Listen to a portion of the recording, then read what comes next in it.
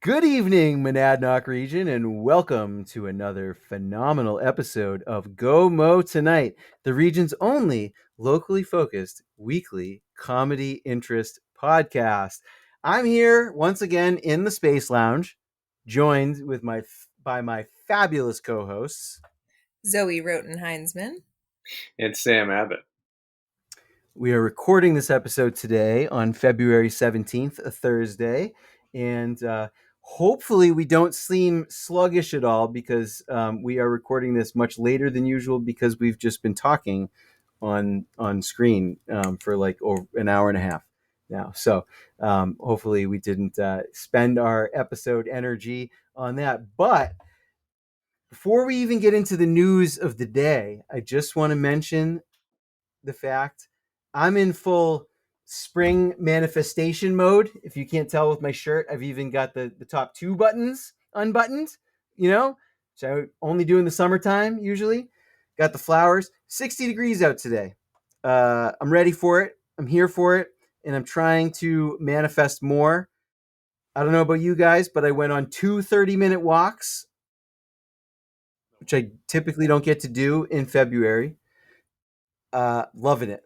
Absolutely loving it. Temperature's going to drop again long before anybody hears this, but it's going to go back up again and then drop again. Climate As change. temperatures do. As they do. Um, but that's a good segue, just to say that we are going to be joined. This is so great. This keeps happening. We have another episode with phenomenal guests this week. And so we are pleased to be able to say that tomorrow, we have not yet recorded this, but we are going to be recording a segment with none other than Joel Huberman, Steve Walker, and Tony Cassady of the Peterborough Community Power Task Force, which, if you caught our episode with the PrEP Task Force, you'll know that the ballot initiative, we didn't know this until we did the episode. We learned this in real time, so you may not be aware. But the ballot initiative, I keep calling it a ballot initiative. It's a warrant article is the correct term. I apologize. The warrant article that Peterborough passed in 2021, committing to getting our electricity grid all onto clean energy by 2030, aggressive goal, as well as our heating and our transportation by 2050. That was the text of the Warren article, and the Warren article called for study, and it called for people to devise a plan, and that resulted in not one, as we initially thought, but two task forces. So we spoke with PrEP, Peterborough Renewable Energy Plan Task Force, and they have this sort of broad umbrella where they're covering kind of basically the whole plan of how we get to 2030, essentially. And I believe we will find out tomorrow if I am telling the truth. Our guests will call me out if I'm. But as I understand it, one of the arrows in the quiver, you might say, in getting us to clean energy involves what's called community power. And that's when,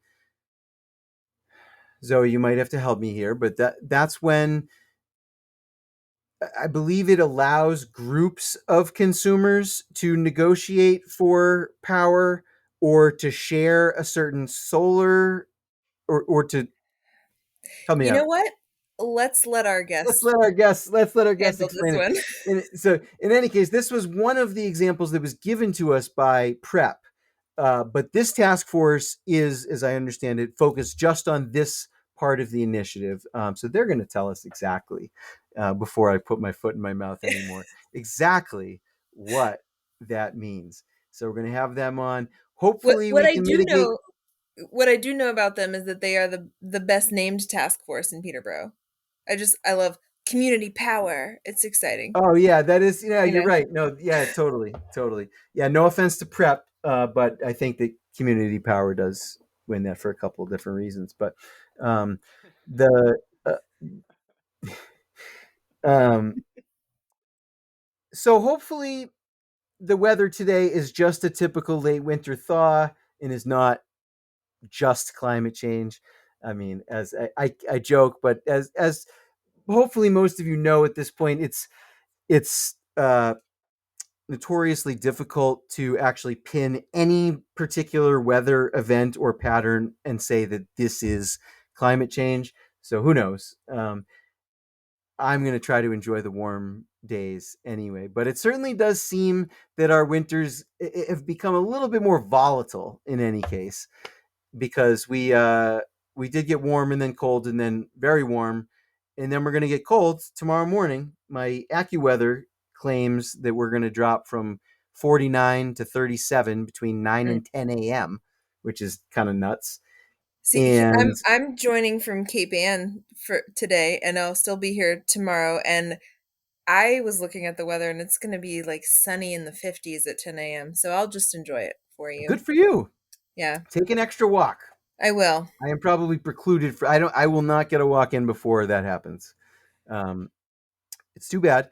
But in any case, it's going to get cold. It's going to warm back up again. And then I think by the time you hear this episode, you may have gone through the entire cycle, because by next weekend, I think it's supposed to get cold again.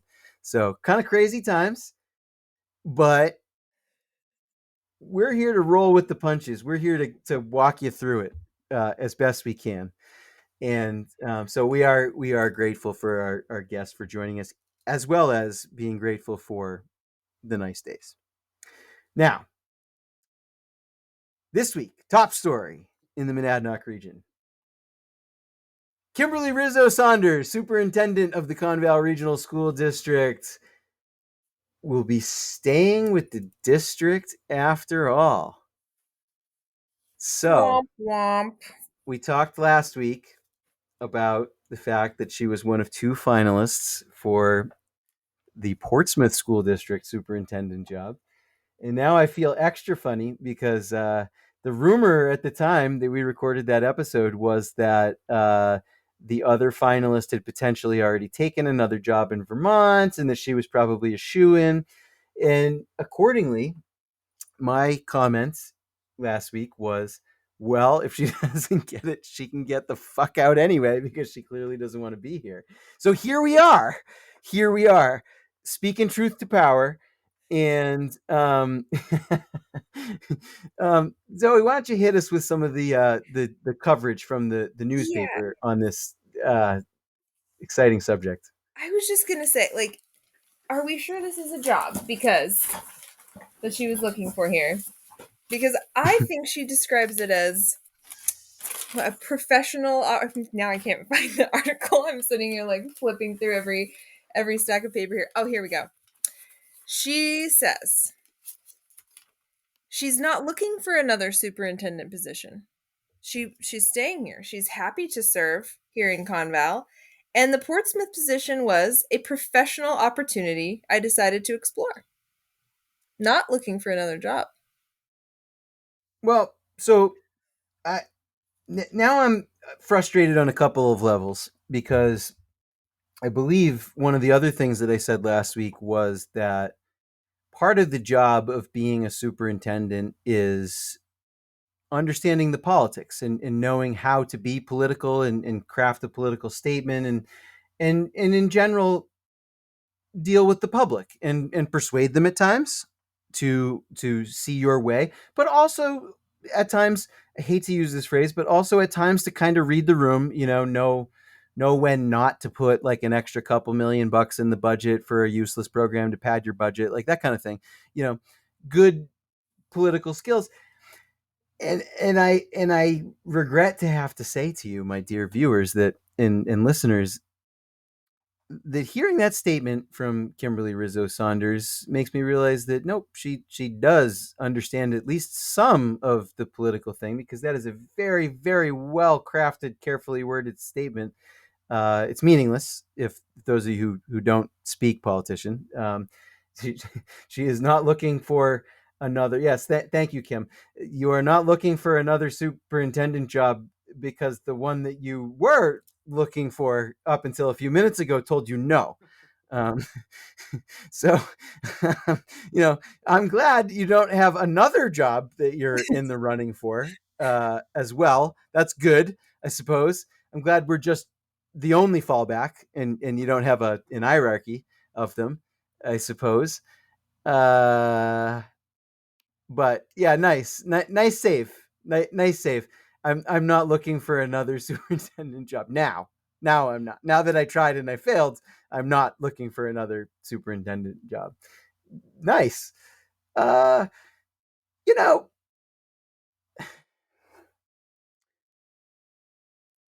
as I said before we got on the air tonight, I sometimes feel guilty for saying things like this, but I'm just not going to hold back because it's clear that the people that I am potentially piling onto simply do not care.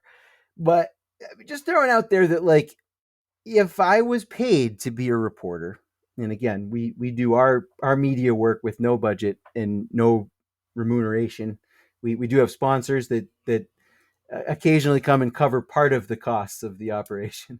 But if I was a reporter on staff getting paid, or an editor perhaps giving an assignment to a reporter, I might have maybe produced a follow up question to that statement, like, like heard the statement and been like, yeah, but you were. And so, you like, it's actually okay, in fact encouraged often in many schools of journalism, to ask follow-up questions and, like, challenge something that someone has just said to you, even if they seem like a nice person. It's sort of your job to be like, yeah, but what about, the fact that you were a finalist at this other job and you were going to take, like, actually, I mean, a good journalist, right? The proper follow up question is actually to say, does your statement indicate that had you been offered the Portsmouth job, you would have declined? Right? Because that's kind of how you know if it's a true statement or not, right? I am not looking for another job. But if Portsmouth offered it to me, I would take one, kind of shitty, Kim, you know? Sorry, but that's, like, it's kind of crappy. And yeah, I don't know. So I know the article also contains a quote from our esteemed school board president. Yeah, the school board chair. You want to hear that? Please. He says, I've applied for many different positions, both inside my agency and outside my agency over my 25-year career. Personally, I am happy that the superintendent will be staying with the ConVal district. As an individual board member, I'm also happy that we don't have to conduct a national search in a highly competitive market where superintendents are retiring or leaving the profession in high numbers. Yeah. So I read that and I have a few responses. Now, his statement is not meaningless like the superintendent's statement is. Honestly, I think it's a sincere. It's not a politician's statement, honestly, and he is literally the elected politician. That's a sincere statement of belief and experience. That's not carefully crafted. I agree with parts of it and kind of object to others. So, like, on the first point about, like, having applied to multiple positions and say, yeah, of course. Like, I don't think that what Superintendent Rizzo Saunders has done is, like, morally wrong or anything. Like, it's certainly not legally wrong. Like, it's not wrong. It is okay to seek other positions in your career. That's part of what a career is, especially in today's world. Typically, a lot of times people move around different places, things like that. That's cool. Okay, like, I'm with you that far. And I'm also, the part of his statement that I do agree with the most, that I cannot argue with at all, is yes, I too am glad that we don't have to hire somebody else, because I definitely have some pointed criticisms of our current superintendent, but there is a devil component. There is always a possibility of getting a worse person as a replacement. These searches are expensive. They take a long time, and the job market in general is very much on the side of the applicants. So you could end up with potentially I like to think that you could do better than this, but it's also possible that you could end up with a less qualified, worse performing candidate that you have to pay more money to today. And so I'm with you, Tim. I do hear that. And when I say get the fuck out, Kim, I don't mean literally. It's, obviously we'll let you stay, but out of the goodness of our hearts. But I also think it's fair to point out the flip side of that first statement about like applying for other jobs and stuff like that, because like, look,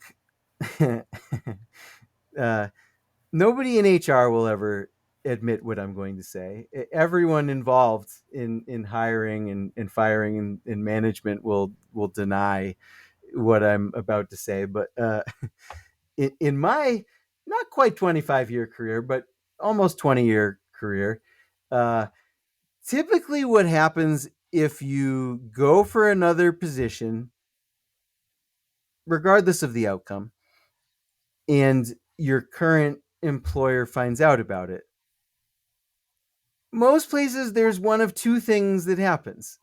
Either they pay you more because they know that you're looking, and they say, hey, we need to keep Johnny over there. He's a valued guy. He's looking around. We almost lost him. We're going to give him a bump. And I've seen that happen. That does happen sometimes.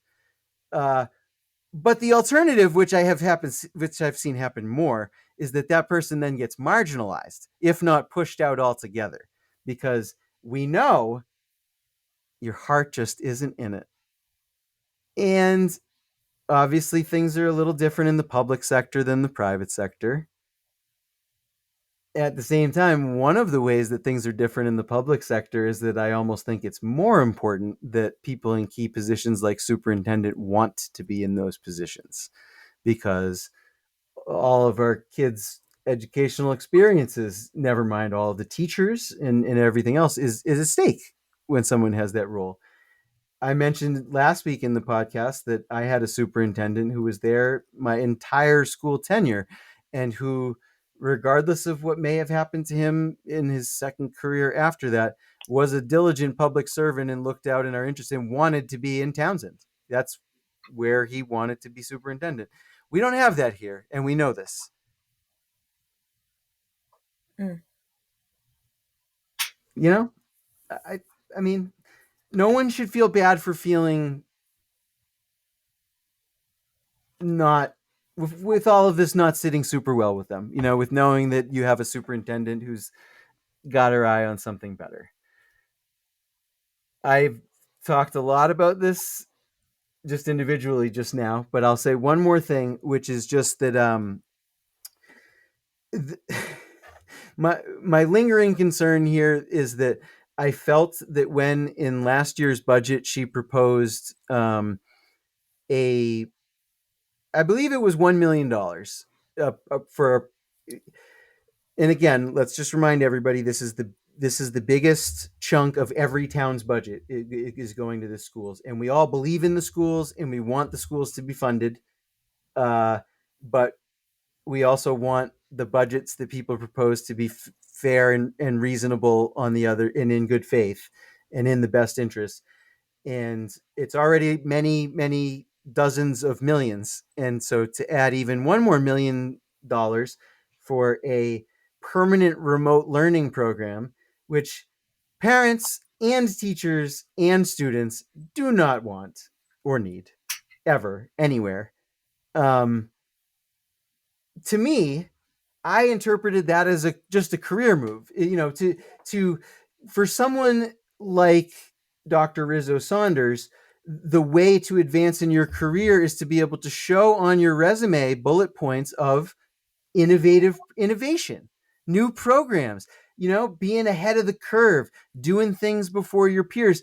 And sometimes, if we're being honest, if a little Machiavellian, those career resume patter type programs might be better for the resume holder than the people that take part in the programs, the people that have to run the programs, and the people who have to pay for the programs, the taxpayer. And that's not that cool. And it's the game, right?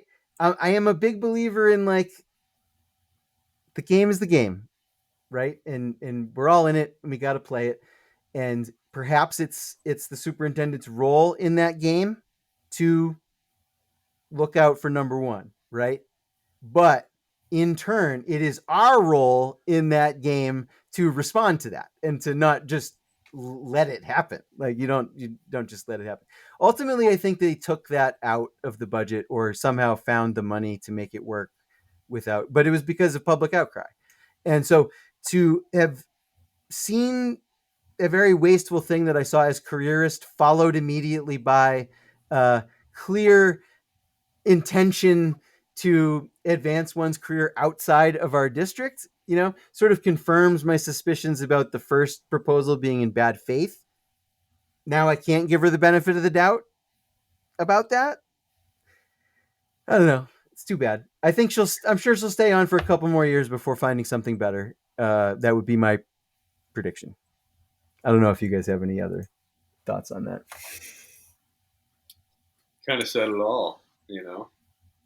I, I think I think she's just going to do wonderfully, and I'm sure it's just going to all go really swell. And I can imagine that she may feel slightly uncomfortable after having that publicly exposed. And now she's a little, you know, I don't know. I mean, I can't imagine. I mean, it's a pretty embarrassing situation, but she's here. It is.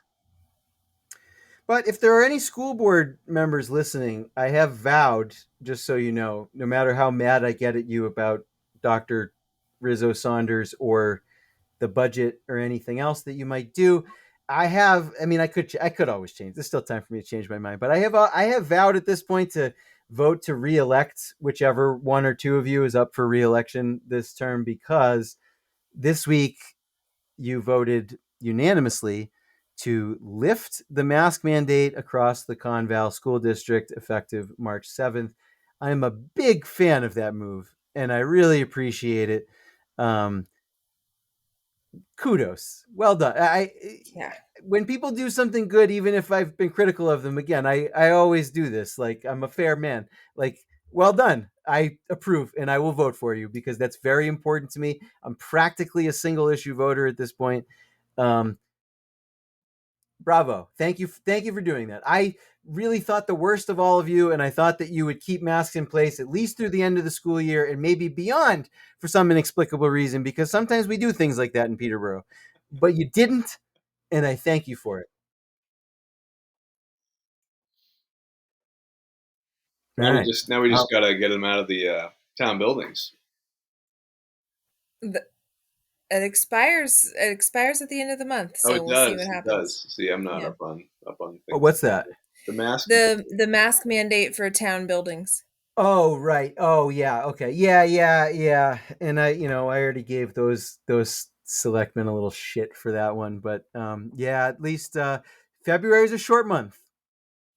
That's right. More than halfway over. So, More than halfway over, and my suspicion is that they will not renew it again. well, especially after the school board vote. If it's optional in the schools, come on, you Yeah. know. Um, we're at that point, everyone in society. Like I said last week, the helpers are gone. Um, like it's all of the help is complete. All of the help that is available has been distributed, and it is gone. Now we go on, and thank God. And so somebody listening, I'm sure, is going to be like, "Oh, look at Chris, that anti-science, ignorant little shit." But like, I bet you, whoever is thinking that, aren't aware that basically what I'm advocating has been the policy in across all of Europe for the last year and a half, ever since they reopened schools. No masks in Europe because kids are not really at risk for it. They're not big spreaders of it. And this is, it turns out, as the Europeans will tell you, backed by the science. I'm pretty sure even the Science TM has been saying on CNN that cloth masks are fashion and not Oh effective, but that's true. Well, we that's decided that like what, a couple months ago, all of a sudden. Or we, yeah. yeah, funny things that we do here. But good. But thank you, school board, for doing that, and the town, I'm sure, will follow suit. But speaking of the town, we got some moving and shaking at the town level, right? In terms of municipal buildings and seizing land, which some people think is a crazy idea, but as we can see, it happens sometimes. Yes, eminent domain. Eminent domain. I remember learning that in high school and just being It's totally pretty rare outraged. at the town level in New Hampshire for eminent domain to be invoked. I've never heard of it at the town. The only This real might be the first time I've heard of it. the Yeah. only real example of eminent domain I've ever heard of was when my in-laws' house was like seized so that they could build an interstate in Connecticut like 50 years ago. That's the only example of it in real life that I've ever heard of. Yeah, it's probably that's I mean that's probably the most common occurrence is, we need to build a road where your house is. Yeah. And let's see. This is at the I have my paper's not in order. But the Yeah, but you know town, what? Props to you for bringing the papers all the way to Cape Ann. that's right. Wow, Just I for that's did this. do true. that. Yeah, Just for this. That Just is for impressive. this. Um, the town is working on the Municipal Campus project, which is going to be new fire station, eventually new police station, and some other stuff, right? It's going to Well, be yeah, a. I mean, they're going to demolish the community center, which used to be an armory. Um, Is that a and fact? I believe that's the vision. I don't know if that's included in this current proposal, but that's what I've been led to believe is part of the plan. Um, Someone not that long ago was publicly talking about like what an eyesore it is, I believe, Huh. and like you're coming into Keene and there's just, I don't know, Elm Street, Yes. especially that end of Elm Street is particularly ugly by Peterborough standards. I mean, Um, it's true. I mean, my understanding from the rec committee is that this building may be overhauled, but is not necessarily slated for demolishment. I know there's some people who want to knock it down. Okay, so I don't I'm know how sure I don't know that's how true. official that. You know what I mean? Like I don't know. I don't know who's the shot caller on this and whether that is being advanced. But some big changes will be made. Yeah. In any case, what yeah. about the And bumblebees? I do like the bumblebees. I'm sorry. You The bill. Yeah, can I don't mean fucking- to. If No, anybody, yeah, please. yeah, it just I'm made the not honor. disparaging the mural. That was a big deal. It is a We big deal. It's nice. saved that. I like it. Yeah, I You're don't right. even hate the building. I don't know. Like it's that got that kind of like. I mean, I don't want to like build a new building that looks like it, but I don't hate it. I kind of like that old municipal. I'm kind Like of like I don't know. if we're like building new shit, like for if I mean like the vision for this is like the municipal campus. It's like the new public buildings of the town. Yes, And and I'm saying that I don't hate the building just as a standalone, not as part of a municipal campus, because it will probably look terrible with whatever they're going to that's build. kind of right. I'm like, how does it work in this new scheme? You know what I mean? Yeah, yeah. Like I'm not thinking that far ahead. yeah. I And just don't. for those of you who are seeing dollar signs go up as I talk, I understand. And you just so a lot of people won't like hearing this, but like my position on the property taxes, frankly, is that they're gonna go up, and they're gonna go up for pretty much like probably, I'm in my late 30s. I'm an older millennial. The folks who will be in charge of everything for the next 20 years or so, as this Super Bowl halftime show proved once and for all, like I've been saying for fucking years. Anyways, I'm one of them, and the whole time that we're in charge, unlike our predecessors, the baby boomers, and yes, I am skipping Generation X on purpose because they're not our predecessors. They came before us, but they have basically no connection to us or the boomers. They're just lost. They're lost. Sorry, guys. You're all, even though Prince Charles is literally a baby boomer and not an Xer, but you're all Prince Charles. Like you guys are getting crowned way too late. That's it. Like you're gonna get crowned in order to die. Like you're never gonna be in charge of anything. You're never gonna be the target demographic. Like your time already came and went. Like the boomers have stayed alive and vibrant for far too long, and it has cost you. It's cost us too. We should have ascended 15 years ago, but you will never ascend. Anyways, I'm one of those loathsome people that's going to be targeted to by marketers for a long time. But also the burden that I will carry as part of that, again, unlike the boomers, is that we're going to have to fucking pay for all the shit that the boomers decided not to pay for. Sorry, parents, but all of our parents decided not to do a lot of things that needed to be done. And now we're going to have to do it, because if we don't do it, things are literally going to fall apart. And the only way that we can do it is to give money to the government. Unfortunately, that's the way it is. So yeah, I think if we're going to be the generation to like foot the bill for all this shit, like, let's fucking do it right. And we don't need an armory for a community center. Let's build something. That's what I say. Fair But enough. anyways, please continue with the story, because Fair enough. there's caveats here, because my dollar signs have a limit too, and we'll get to So, that. yeah, we'll get to that. But this is about 3.36 acres on Elm Street. I don't know if you've ever walked down Elm Street, but it's like there's a wetland back there, and it is vibrant with life. Mm-hmm. Francie von Mertens, the Conservation Commission co-chair, calls it busy with birds, deer, and other wildlife, and you can hear it if you walk down Elm Street at dusk. You know, there's a lot of activity there. But the town's gonna put some buildings there instead, although they have agreed not to encroach on the wetlands. But they're taking this land from the Harris Center, which is currently owned by the Harris Center with a conservation easement held by the Town Conservation Commission.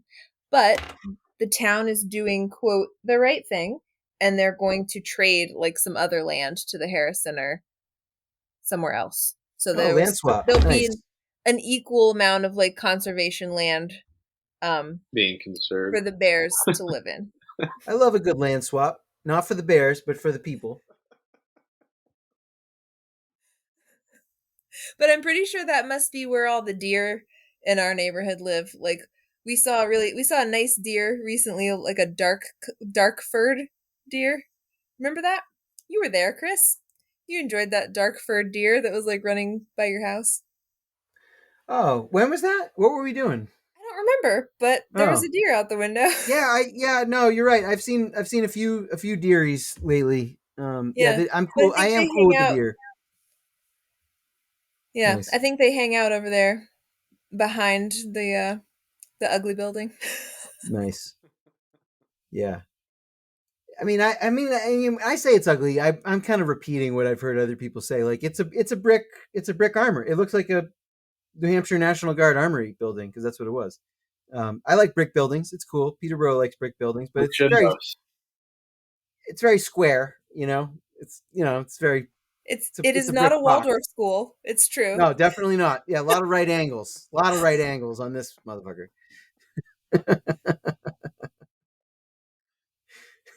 Yeah. So, but like, the fire department has come forward with a proposal for $25 million for the fire station. And I was talking to my buddy Kevin, and I had one of my rare moments of making wrong assumptions, because we were chatting about the 25 million, and I was like, yeah, but I was like, it's for the municipal campus, it's for, there's multiple buildings there, they need a new DPW building. And he's like, I think it's for the fire station only. And I was like, well, I could be wrong. And we both looked into it, and I was. They're proposing 25 million for the fire station. Guys, tough truths time. fucking You're not library. getting that $25 million. Like, there's like the context of our initial conversation was, do I think the 25 million would pass? And I was saying, frankly, no. I said I will vote for it, but frankly, no, I don't think it will pass, when I still thought it was for the whole campus. And that's because, and the reason I feel that way is because, like I said, because of everything I already just explained, I'm ready to foot the bill. That's why I would vote for it, because 25 million, I think, for a whole campus, especially if it included a new community center, reasonable. That magnificent new library we just built was an $8 million building. And obviously DPW buildings and fire stations have different needs than a library. There's probably different expenses involved. I get it. I don't expect everything to be that inexpensive, right? But just as a comparison, you can do a beautiful state-of-the-art building for $8 million. We know this, right? So I'm ready to vote for that. I think it would get voted down anyway because I just think people aren't in the mood, after the bridge, after the library. I do not just putting my feelers out there for the vibe. I don't get the vibe that people want to spend any more money right now, even though they need it. I think it'll get voted down. I'll tell people to vote for it. 25 million just for the fire station when you're telling us straight up that we need to do other buildings after the fire station, after the bridge, after the library. No fucking way. Like, dead on arrival, guys. Dead on arrival. I mean, maybe I could be persuaded to vote yes out of my obscene willingness to pay for my parents' mistakes. But maybe. But you won't get it passed. You won't do it. It won't happen. There's not a chance in hell. Now, we end this show every week by saying take good advice. Here's a little bit of, let me throw a little free advice for our town officials here. Here's some fucking free advice. Maybe this is what you guys are doing already. And I hope. See, this is what I would do if I was in your situation is I would propose the $25 million fire station because I know it's batshit crazy and it'll make people fucking go nuts and it doesn't have a chance in hell of happening. And what I would have in my back pocket is what I really want, which would then seem extremely reasonable to people. Like, if they ended up coming back with 32 million for the whole campus or something like that, and ultimately 20 million of that is going to the fire station, right? I would vote for it. I would support it. Still don't know if it would pass because I don't know if people want to spend any money, but it's got a chance, right? So propose the absurd, wildly offensive number that no one's going to go for, and then the thing that you really want seems reasonable. It's a great negotiation tactic. I think it's very smart. I hope that's what you're doing. If that isn't what you've been doing to this point, it's not too late to start doing that. Even if the $25 million fire station is what you really wanted, change that. You don't really want that anymore because that's not real. You really want something else. You really want the whole campus for like a little bit more than that. Go for that, and you got a shot. That's my 2 cents on the whole thing. Yeah. But we do need these things, to be clear. I'm not just being like profligate here. Like, the fire station and the DPW building are fucking falling apart. And we're a rich town. I know that's an unpopular asshole thing to say, but there is a such thing as towns that have more money than other towns, and we are one of them. And we can afford a goddamn fire station that has a roof that doesn't leak or whatever the fuck else, like,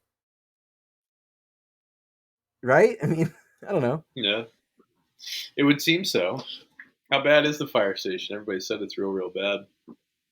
That it's ready to fall down and collapse on all the innocent, hardworking firefighters at any moment. Yeah, and I guess Kind of the effort. vehicles don't fit in it. That's the only other detail I remember. I've been told details about how bad it is before, and it seemed convincing. This isn't really my area, so my attentiveness may have waned as the person continued talking about the subject. But I don't ever do that to anyone listening, by the way. But the so yeah, I can't share any specific details because I don't remember them. But yeah, it does not sound to me like they're full of shit. Like, as with the bridge, I am convinced at this point that we are probably several years, if not more than several years, past the time when like it was actually reasonable to do this. Again, Yeah. this is part of what I'm talking about with the we got to pay for the things that people should have paid for before. Um, and yeah, they probably should have done this before, and they didn't, and now we're behind. And you know, I mean, I think there's isn't there a funny quote in there from the architect about the costs about to go up or whatever? Yeah, and I hate to pick on the architect, but and I'm just like They're paid to do this. I mean, they're doing their job. I understand. It's like being a um lawyer. yeah, but like the architect is like, you better do it now because the cost of everything's going to go up and you don't have to pay more later, and you know that's probably true, but it also sounds a little bit like bullying the town into like accepting this ridiculously expensive fire department plan. It's one of those there's some aphorism that I'm not going to remember about like the devil telling half truths or whatever, but like that's what this is, because yeah, like it is 100% true that the building expenses are probably going to keep going up. I don't think we're done with inflation yet. Everything's volatile. Yes, there's no scenario where like punting makes it cost less at all. Punting probably makes it cost more. Um, but when I see a proposal like this and you're saying that, my answer is like, well, that's on you to come up with a good proposal in a timely fashion before everything goes up again, because this proposal isn't that. Try again. Let's do this again. If you want to not waste a lot more time and money, abandon this idea and already go straight for plan B, because this is plan A is off, guys. It's not going to happen. Um, it's not. I don't know. What do you guys think? A lot of money. Yeah. It's a lot of I money. mean, the library is kind of a tough pill to swallow, and that wasn't necessarily the town either, right? But still, it's bigger numbers, Yeah. you know. So then to People are still take that and, you know, two and a half times it, it's like holy shit, three times it, right? yeah. People are mad about the copper details on the library because it costs so much. Like it makes me curious to see this fire station plan, like what are the nice architectural details here that are what's their To that fire point, pole made of?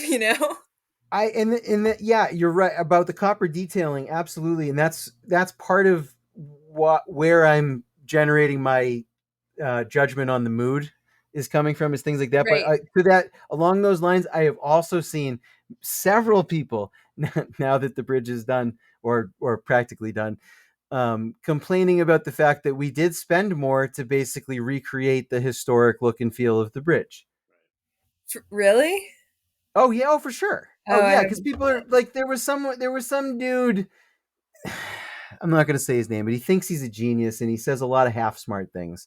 Um, but he was commenting about, like, he did a calculation to figure out that basically the cost per, it might have been square foot, of the States bridge that they're replacing by the liquor store Yeah. is like half or less than the cost per square foot of the bridge that we built over Main Street. Okay. Which, like, yeah, yeah. I mean, that's worth talking about, but the reason for that is obvious. Like, that's a 101 bridge on a in an area of town that's not considered scenic, and they're going to throw like a slab. I mean, I don't know anything about bridges. I don't know if it's really a slab, but they're going to throw like the cheap fucking kind of bridge on it, like the most regular bridgey bridge you can get, and that's why it's going to cost less, you know. But we didn't want to lose the stone and the arch and all of the other things. And I think that's right. I really do. Just like I don't think we should have, just like in the rich town of Peterborough, I don't think we should have a fire station that vehicles can't fit inside and that the roof leaks. I think that the historic bridge in the historic part of town should be kept historic looking to match that. And to side against that is short-sighted. It's short-sighted thinking. Yeah. It's not investing. Totally. It means you don't believe in the future of the town. Right. In my hometown there was a really hideous like plain bridgey bridge that like obscured a waterfall because they Oh, just shitty. slapped one down in the middle of town, probably to save money. They needed a road. And then it was the whole big thing where they had to like tear it up and then they put in a beautiful bridge, and now there's a beautiful bridge and you can see the waterfall.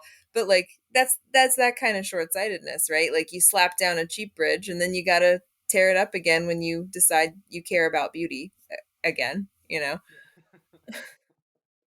I mean, like 90% of the town is in like rural districts where like the minimum lot size is 3 acres, so that we preserve the quality of that's the reasoning, is so that we preserve the quality and the character of the town. Arguably, this costs us money in certain ways. It definitely costs us tax base. Um, and oftentimes people with large parcels are able to do that New Hampshire bullshit fucking, Current what do you use. call it? What is The it? Current use. Current current use. use, Current yeah. use. The large lot sizes enable current use, which means that like a lot of these people who have the most money don't get taxed hardly anything on the land, because in theory it's agricultural that could be used. Wink. You have some trees harvested every few years, Like, good. That's right. Yeah. you know, um, so we do all of these things that definitely cost us money in other ways. And we did go into the bridge with open eyes. Like, who would want an eyesore bridge right there? It would ruin the fucking town, you know? Right in front of But, the beautiful library with its copper flashing. well, yeah, I mean, there's probably the same people mad about both of those things, Probably. Um, If they I do believe didn't that, do the copper though, and they spent fucking 8 mil on that thing, it's like, give me a break. Why? Because you got, you know, what, 2-story glass windows and shit. It's like the copper gutters. It's bossy as shit. And if you're driving by on Main Street, it's like, what do you want to see there? I want to see modern building with traditional features like that. It's just fucking cool, man. yeah, Yeah. yes, Yes. yes.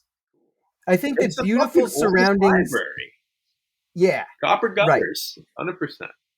Bring back the copper roof on the motherfucker. I mean, if you're gonna yeah, do it, do it. And I mean, I don't know if that's true in $25 million in the fire department. It's a library. It's a cultural.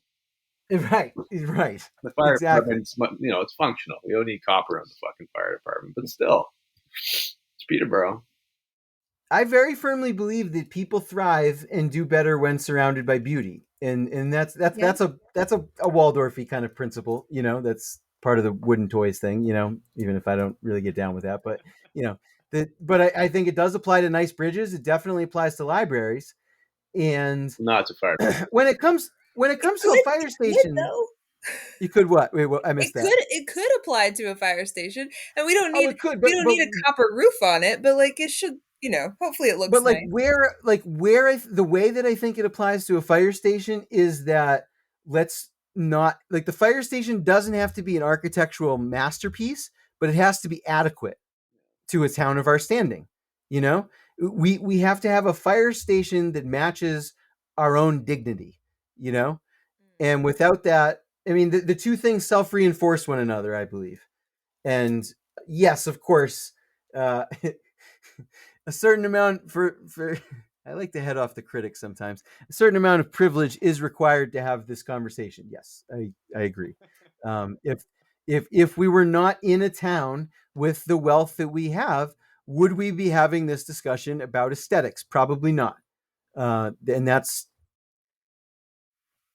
I don't know. I think living in beautiful surroundings is a human thing that cuts across, time and class and country, and I maybe think when it it can. comes to like fire departments, okay, like that's a little bit of like a privileged piece of that conversation to have, but in terms of surrounding yourself with beautiful things, that's a human birthright. Yeah. Yeah.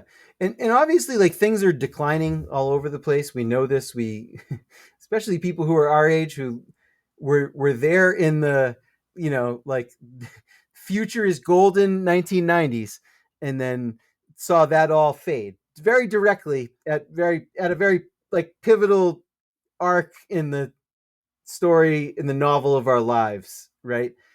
We know things are worse than they were 20 years ago. Anybody who tells you otherwise is a fool. It's totally true.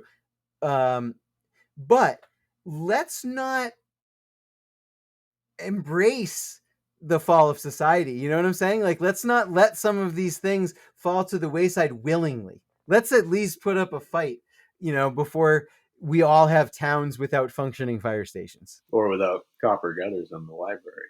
or without beautiful copper gutters on the library. No, but it's a good point, Come on, though. I can't imagine that copper is that much more expensive than whatever they would use, but whatever. It's not cheap. It's definitely not cheap. But the have you seen the Wilton Fire Station I can't picture it in my head, but I'm sure I've seen it. downtown Wilton? You know where the post office is, maybe. Uh huh. It's kind of adjacent from there. It's right near. What else is there? I mean, I don't know. A couple other. Is it near the town hall? It's if you're coming from Milford, you pass it on the right hand side on your way before the. Okay. Okay. All right. Like I gotcha. here's All the right. fire station. Here's Maple Street, goes up a steep hill, and then your next building on the right, effectively, is the town hall.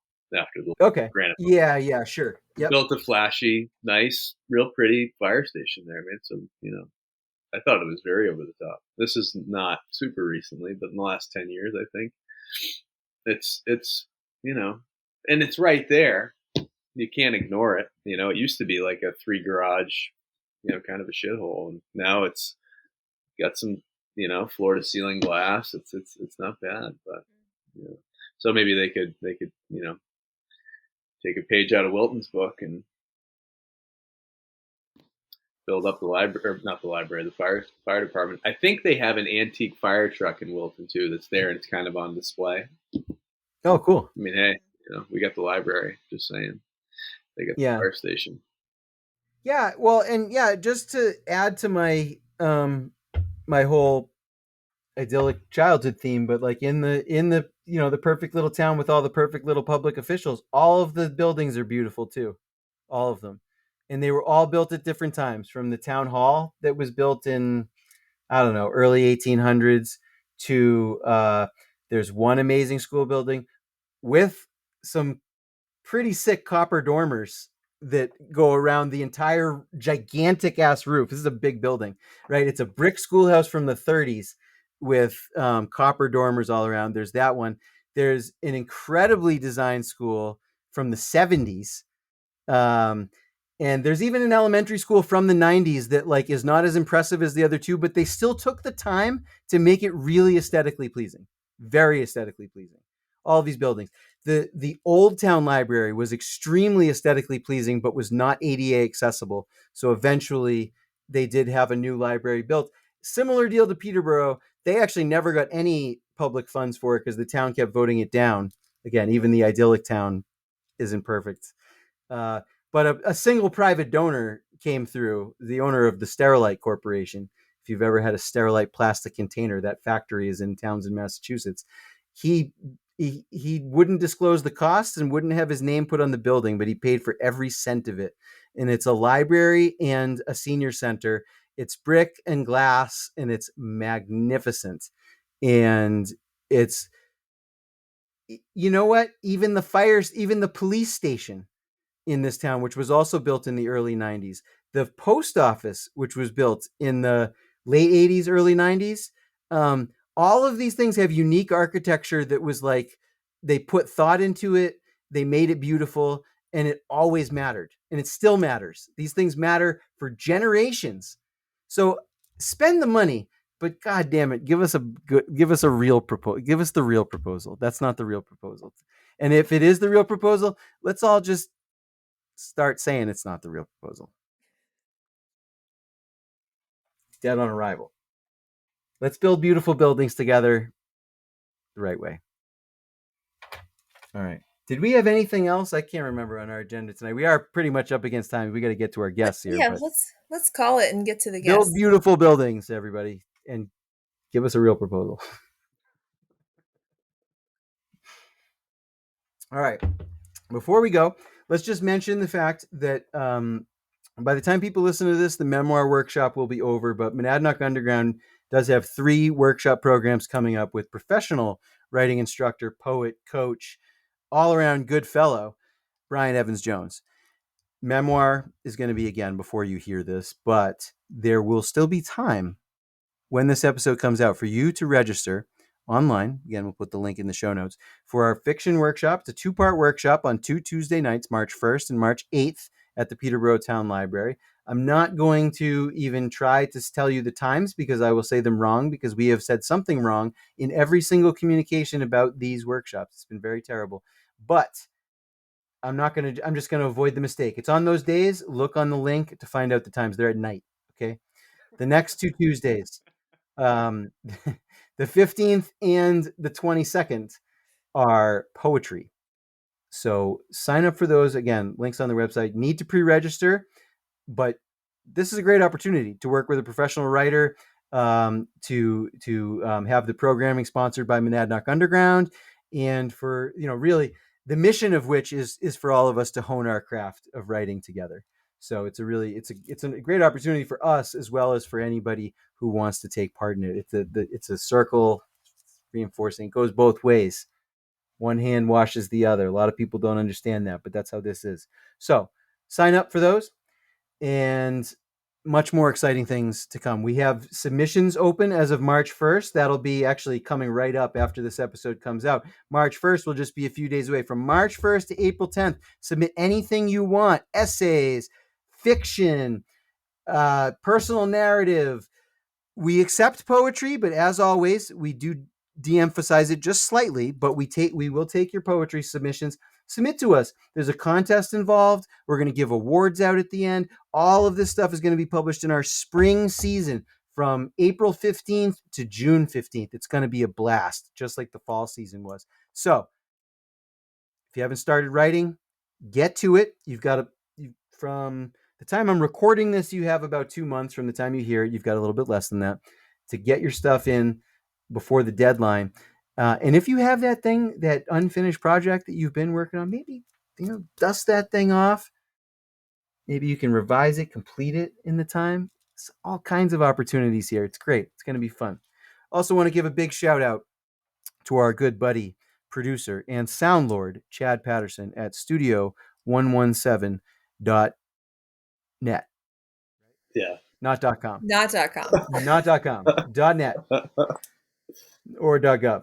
.net. 117.net.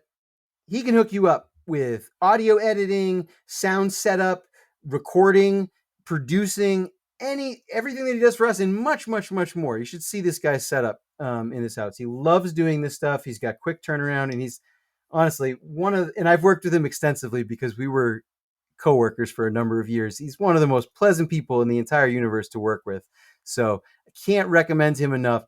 And also, he's now got a band, and their band has their first gig this weekend. So before you guys, it will already be in the past. So you guys can't go to it. Sorry. It's down in Lynn, Massachusetts at a Knights of Columbus. But Down by 10 is the name of the band. They bill themselves as dad rock, but they can do covers from like 40 years, 60s, 70s, 80s, 90s, maybe the 2000s. No one knows what to cover from the 2000s, but it's there. It's available. They'll play yacht rock, dad rock, whatever kind of rock you can think of. Your party, your bar mitzvah, your baptism, your retirement, your wedding, even. I bet you I'm sure they would do weddings. I don't think we've talked about weddings, but I don't think they would turn you down. These guys are accommodating. They're fun, wonderful cover band to set the mood for any occasion. Book them now. They are very available, and they are super excited to get out there all over New England and play shows for your benefit. Thanks for joining us. Keep listening. There won't be any outro after the episode, so I'm going to say my goodbye. But please keep listening so that you can hear our guests. This is actually really important, just as important as the beautiful buildings that we want to build for the future of Peterborough. I am really deeply interested in local approaches to mitigating climate change and doing whatever we can to survive it, because ultimately my personal belief is that we will be on our own. We will have to do this on our own. So I really like it that we're talking about this at this level.